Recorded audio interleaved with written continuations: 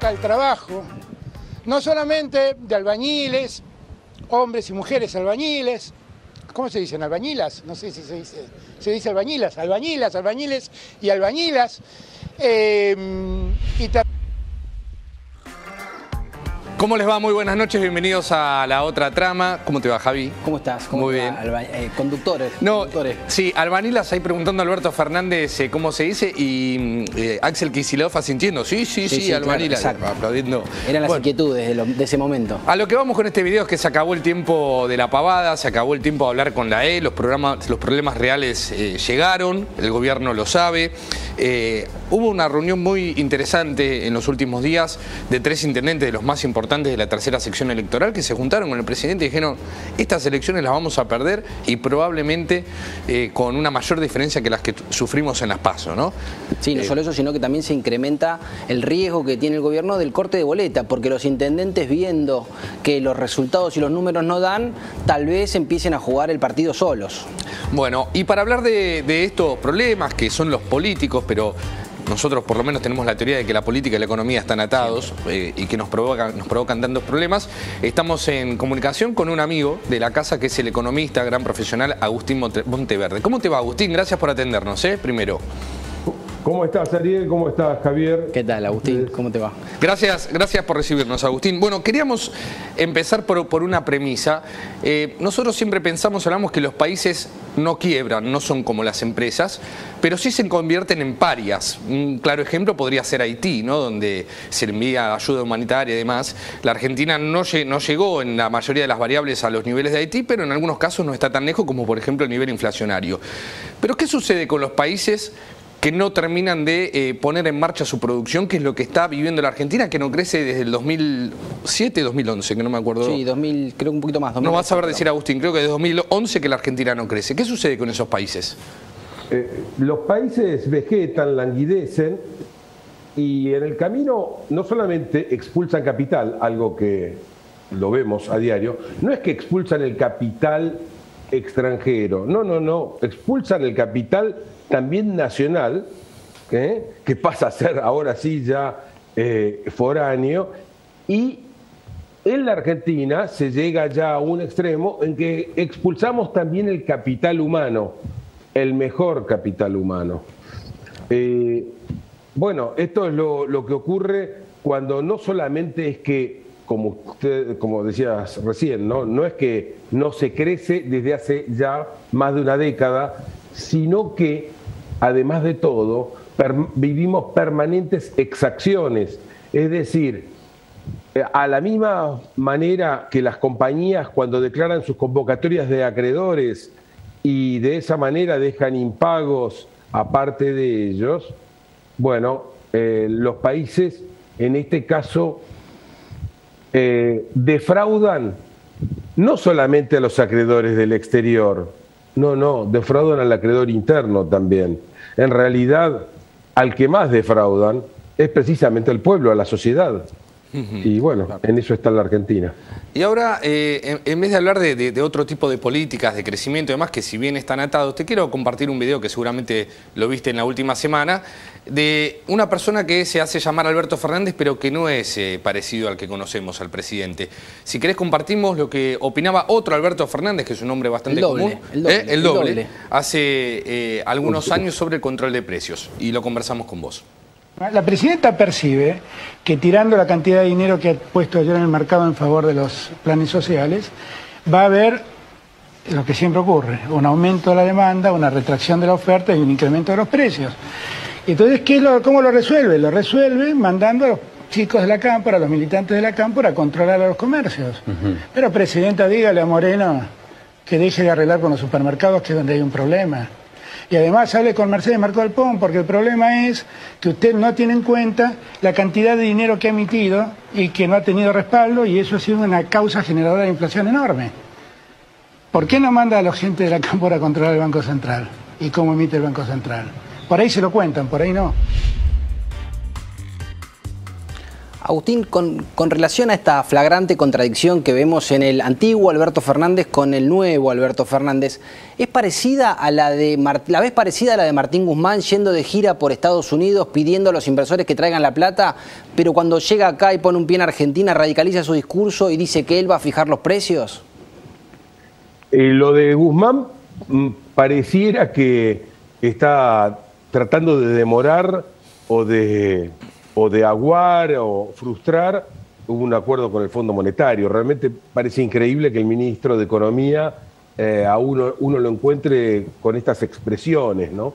En el caso del señor Alberto Fernández, uno no sabe cuál es el socias, ¿no? Cuál es el que trabaja en el programa cómico o cuál habla en serio. Bueno, yo creo que el que estamos viendo ahora, el de la introducción al programa, el de la albañila, bueno, ese es el Alberto Fernández que está en las cosas importantes, ¿no? Claro. En las estupideces importantes. Claro. Y el otro, bueno, se ve que es un socias de este, ¿no? Agustín, ¿y cómo puede terminar esto de los controles de precios? Que evidentemente no va a ser de buena forma porque ya hemos conocido los antecedentes, pero hay un dato que, por ejemplo, en la época de Guillermo Moreno, que es el último control de precios conocido, el más contemporáneo, eran 200 productos sobre los que se aplicaban. Hoy es casi sobre 2.000. ¿Eso te marca una profundización más grande de la crisis que viene después de esto? A ver, Ariel, desde los sumerios que los controles de precios fracasan. Le fracasaron al Imperio Romano y le fracasaron a la Argentina tantas reiteradas veces.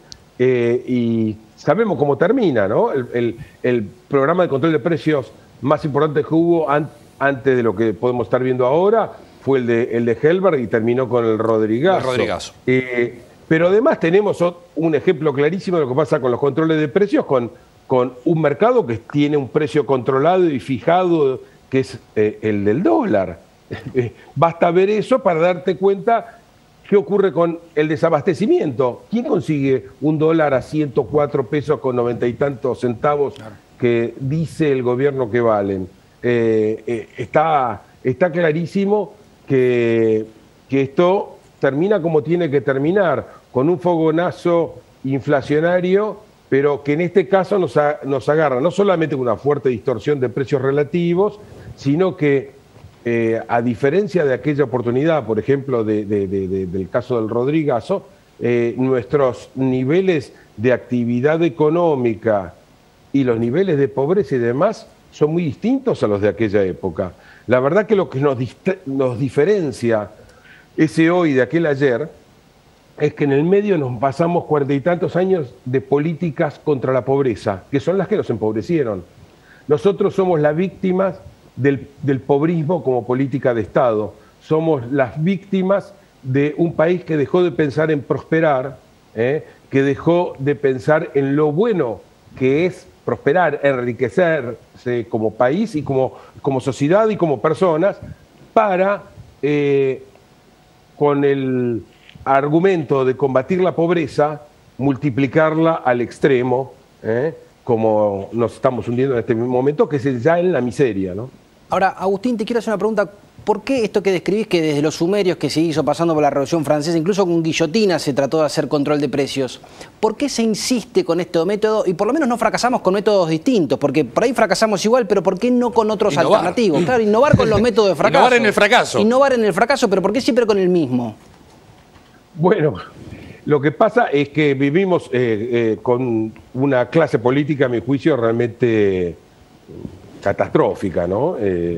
Que creo que es difícil encontrar antecedentes. Desde ya que en la Argentina, afortunadamente no los había habido, pero es difícil encontrar en el mundo una clase dirigente, una clase política, una oligarquía, una nomenclatura, una casta, una corpo, que se haya dedicado solamente a mirarse el ombligo, solamente a procurar su mejora, no la de las situaciones, y que no ha liderado además.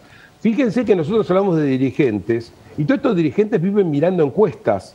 Es decir, están dispuestos a decir aquello que diga la encuesta, así sea que es una truchada que le trae el encuestador. Si ellos creen que la gente dice tal cosa, ellos están dispuestos a decirlo, así no piensen igual.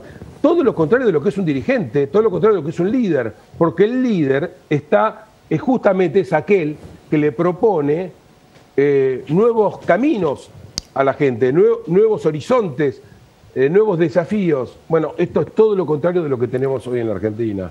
Agustín, vos mencionás, y te vi este fin de semana en un acalorado debate en C5N con otro economista, bueno, haciendo docencia, que te sale realmente muy bien, acerca de la bomba atómica que está incubando la Argentina. Hablás de reservas, comentame cuál es el nivel, hablás de la emisión, ahí estabas comentando acerca de cómo triplicaron la base monetaria y haces una proyección que se podría llegar a multiplicar por 8, y hablás de las LELIQs, que es esta bomba también que se viene amasando. Claro, es que estos son las tres grandes bombas atómicas que plantea el Frente Monetario. Podríamos hablar de otros frentes donde también tenemos problemas importantísimos, ¿no? Pero concretamente, una situación de reservas angustiante. Está clarísimo que llegamos con reservas netas efectivas, se agotan antes de fin de año. O sea, nos quedamos sin reservas líquidas. Hasta poco se hablaba de 2.000 millones de dólares, vos decís que antes de fin de año tenemos 0, más allá... Antes de fin de año nos quedamos sin reservas líquidas, pero eso es seguro, por lo menos en las actuales circunstancias. Bien. 2, tenemos un tsunami de emisión monetaria por delante. Una, porque entramos en el periodo del año que estacionalmente requiere más de esto. 2, porque el gobierno, que tenía solamente 2 fuentes de financiamiento, la segunda fuente de financiamiento, que es la colocación de deuda en pesos, ya no funciona como tendría que se necesitaría. Por lo tanto, la emisión que se viene es enorme. Hacia eso le agregás el plan platita, etcétera, etcétera. Todo eso en un país que está rechazando la moneda local. Sí, es decir, hay una caída de la demanda persistente, incesante, y un aumento de la oferta que se viene ahora como una luz. Y tercero, y no menos importante, sino te diría hasta más urticante, es el tema de la deuda cuasi fiscal. Algo que también la Argentina ya probó en el pasado, porque acá siempre nos volvemos a encontrar... Sí, con cambalache. El mismo error en cada esquina, ¿no? Vos sabés... perdón. Continúa, por favor. Sí, no, a ver, básicamente, está la mentira de que la base monetaria ha crecido poco. No.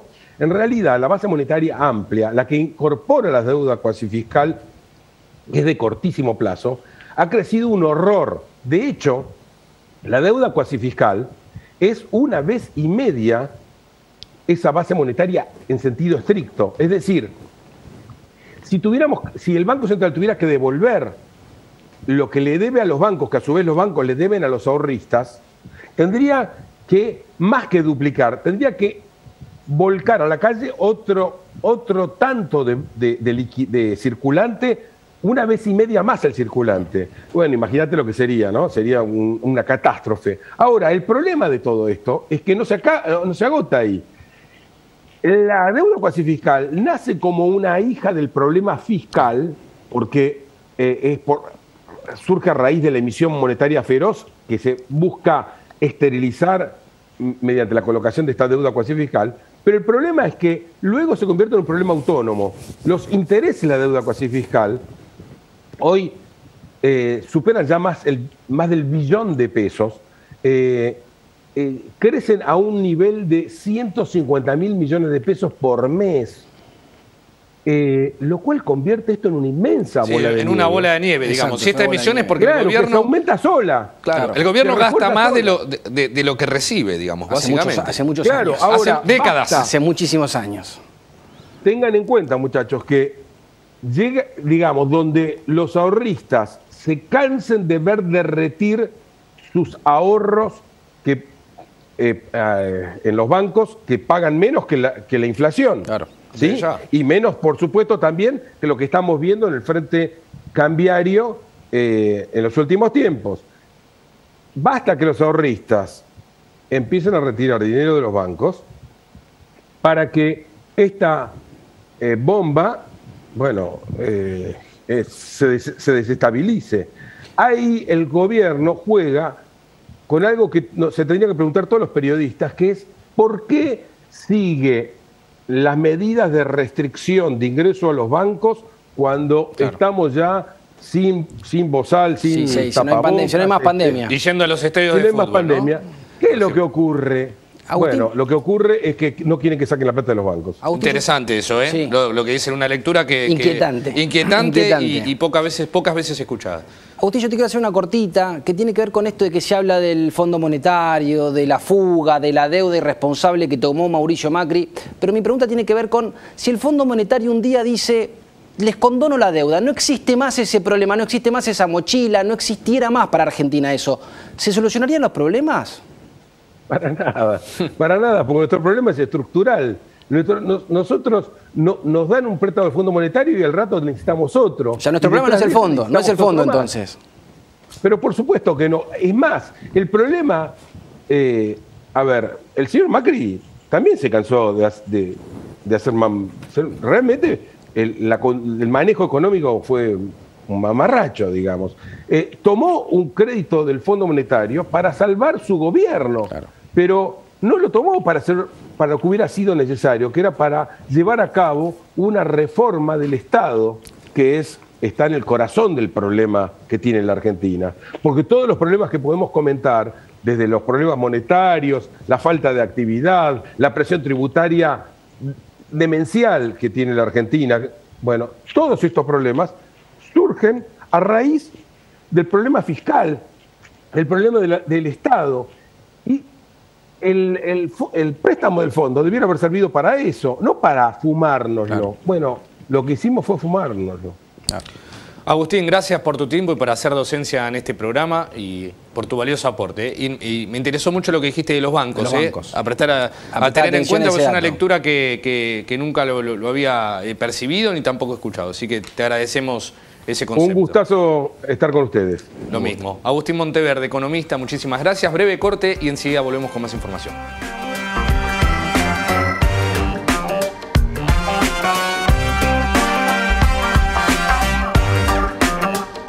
No dejemos de cuidarnos. Usemos siempre tapaboca.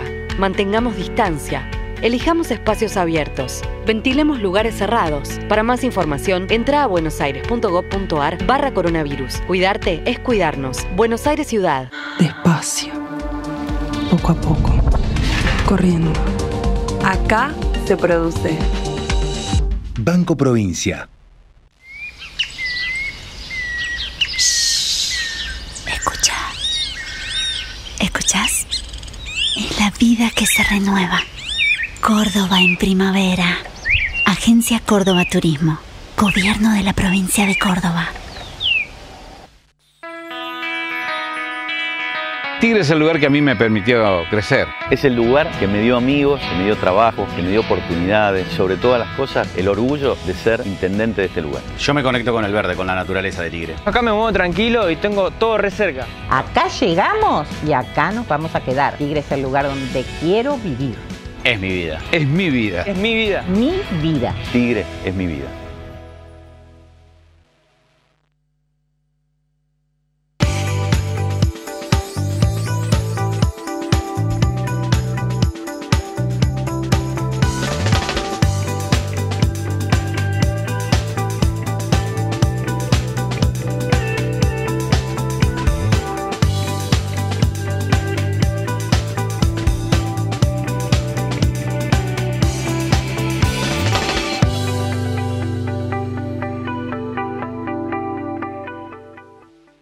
Simplificate. Si sos monotributista y vivís en la provincia de Buenos Aires, ahora podés cumplir con tus impuestos de una manera mucho más simple. Monotributo más ingresos brutos en un pago fijo mensual, sin declaraciones juradas y sin retenciones ni percepciones. Adherite en arba.gov.ar. Ingresos brutos simplificado. ARBA, Gobierno de la provincia de Buenos Aires.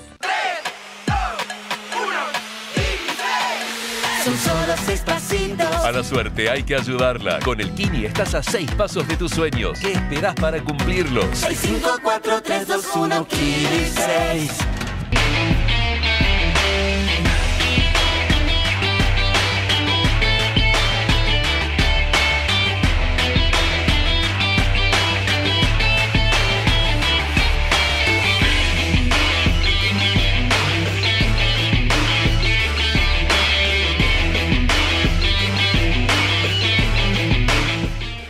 Todo lo que hicimos en la costa lo hicimos porque nos escuchamos y trabajamos en equipo. Vos, que querés vivir en un lugar que te encante, y nosotros que lo estamos haciendo. Y así funciona.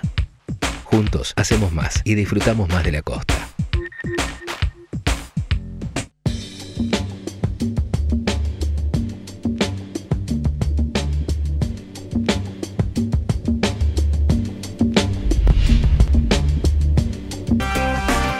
Bueno, segundo bloque de la otra trama, todos contra todos, en el Frente de Todos. El Frente de Todos contra Todos. Qué título que hiciste, ¿eh? Estás genial, inspirado. estoy para una tapa de un diario. Lo que pasa es que como te hiciste viral en el último fin de semana. Sí, no por las razones periodísticas, pero sí fue... Porque todo vale. Todo vale, ladran Sancho, ¿no? Tal cual. Hay gran interna, yo sé que ustedes saben acerca del conflicto Berni, pero les contamos primero un repaso. Exacto. ¿Qué fue lo que dijo Sergio Berni? Sergio Berni no se lleva bien con ningún ministro de Seguridad de la Nación. Históricamente, con nadie, ya se peleó con... Cecilia Rodríguez, que nadie la recuerda. No, porque ni ella creo que se recuerda. Ella era la número uno y Berni era su segundo. Del anterior ministro de Cristina. Claro, Berni funcionaba casi como una especie de ministro. Y después se llevó mal con Frederick. Muy mal, de hecho agarró del cuello al segundo de Frederick. ¿Te acordás que tuvo una violencia física casi con el Ministerio de Seguridad Nacional? Y ahora con Aníbal Fernández. Ponemos la plaquita acá, a ver qué le dijo, a ver si se llega a ver, si no la ponemos a pleno. Hubo un cruce ahí con... Exacto, el tono, que se ve si no la ponemos. El tono. Sergio Berni, como de costumbre, siempre tiene razón, querido compañero Aníbal Fernández. Ni usted ni el presidente necesita de mi aprobación. No es mi intención contradecir tan brillante acto de soberbia. Irónico, ¿por qué? Porque Aníbal Fernández había dicho, ni el presidente ni yo necesitamos ser aprobados por Sergio Berni. Pero el peor mensaje es el que pone después Berni, que lo hace en formato de hilo. Lamento informarle, lo obvio sería necesario contar con la aprobación y el consenso de la sociedad de su conjunto. Y acá viene lo más interesante, esto. Si mis matemáticas no me fallan, el 12 de septiembre hubo más de 16 millones de argentinos que no aprobaron nuestra gestión. ¿Fue claro o le hago un dibujito? Eso... Sí, fue un poco fuerte. Sí, o sea, tocándole los bigotes, como nos gusta decir a nosotros. Tocándole los bigotes a Aníbal. Por la amenaza que le hizo Aníbal Fernández a Nick, al dibujante de La Nación. Más tarde habló Aníbal Fernández. Sí. Le preguntaron en C5N que... Bajó el tono, trató de bajar el tono, por lo menos que la escalada no llegara más alto. Pero lo curioso es, ¿con quién se lleva bien Berni? Te lo respondo después de este video. Dale. El debate era acerca de si el tema de los mapuches es terrorismo o no es terrorismo. Y por esto discutieron. Y Aníbal Fernández respondió. Ahora, el propio Sergio Berni, ministro de Seguridad de la provincia de Buenos Aires. Pero eso es la discusión que estoy dando. Sergio es amigo mío, no puede hacer eso, no puede cometer. Nos conocemos, si él tiene duda de alguna cosa me puede preguntar de lo que quiera. Yo tendría con mucho gusto satisfacción de darle alguna de los elementos que necesite para conocerlo. No puede decir eso. Es irresponsable mencionar un delito de esta envergadura en una situación de esta característica. Ahora, lo interesante de lo de Sergio Berni es que se lleva mal con Aníbal Fernández, se lleva mal con Frederick, se lleva mal con Alberto Fernández, se lleva mal con Máximo Kirchner, no se lleva bien con Martín Insaurralde. Ahora, ¿con quién se lleva bien Sergio Berni y por qué se sostiene un ministro provincial que critica sistemáticamente al gobierno nacional del que forma parte? Bueno, otro que está también a los codazos es Máximo Kirchner. Después de las PASO, nada quedó bien en el espacio, en el Frente de Todos contra todos. Sobre todo la Cámpora quedó con la provincia de Buenos Aires intervenida. El niño de oro, Axel Kicillof, quedó intervenida por... Le hizo ir a dar explicaciones a Axel Kicillof, lo llamó la presidenta, que en verdad no lo llamó la presidenta. Él trató de encontrar un hueco para darle explicaciones él por decisión propia. Se tomó un avión de línea, salió a las 4 de la mañana de un fin de semana y de rodillas fue a hablar con Cristina. Finalmente le intervinieron en la provincia con Insaurralde y habló Máximo Kirchner este fin de semana. ¿Qué habla? Sí, en un acto. Habló en un acto con una expresión medio extraña. Escuchen, acerca de cómo deberían llamar a la Cámpora Alberto Fernández y Axel Kicillof en caso de que necesiten ayuda. Señor presidente, señor gobernador, si tiene algunas dudas si estamos dispuestos o no a ir para adelante, chifle, que nosotros estamos. Me lo imagino a Alberto de... Sí, chifle, que nosotros estamos. Pero, ¿sabes quién no quiere chiflar? ¿Quién no quiere que vengan? Juan Mansur. Juan Mansur, jefe de gabinete, quiere, como antiguamente lo quiso hacer Sergio Massa, quiere barrer a la Cámpora. Por eso su enfrentamiento con Guado de Pedro, al quien le dijo, con los gobernadores hablo yo. Vos quedate a un costado, que me parece que tu futuro después de noviembre es un poco brumoso. Bueno, y por último nos queda un último video. Ustedes saben que está el tema de los mapuches, lo vamos a hablar en otro tema. Nos llamaba la atención cómo este grupo, que obviamente está financiado por alguien, porque no pueden tener este nivel de organización y logística y viene desde hace tiempo. Financiado y protegido. Exacto. Vos fijate que todo este conflicto lo está armando un grupo de floggers. ¿Vos te acordás lo que eran los floggers? Exacto. No es Jonas Walla, es su hermano, Fernando, ¿no? Sí. Como bien me lo aclaraste esta mañana. Pero bueno, ¿se acuerdan? Los floggers se juntaban en el Abasto, exacto, Cumbio. Bailaban. Ah, sí, bailaban, mirá, presta atención. A vos te sale bien.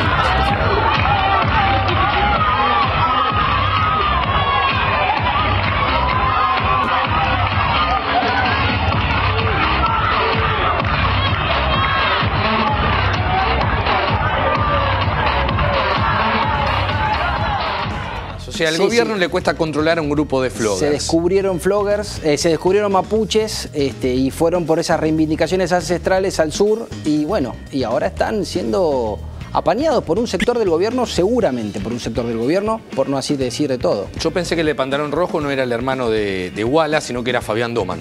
Bueno, creo que la moda después la recuperó Doman él cuando fue flogger. Gracias por acompañarnos. Gracias a Guille Lombardía. Sí, siempre. Un particular seguidor que tenemos, un amigo de la casa, que siempre está ahí apoyando nuestro programa. Gracias a Jazmín en la producción y a todo el equipo de Somos. ¿Y qué sabemos de la vida de Avisoremos, no? Avisoremos bueno, sí. Está tomando terrenos en la Patagonia.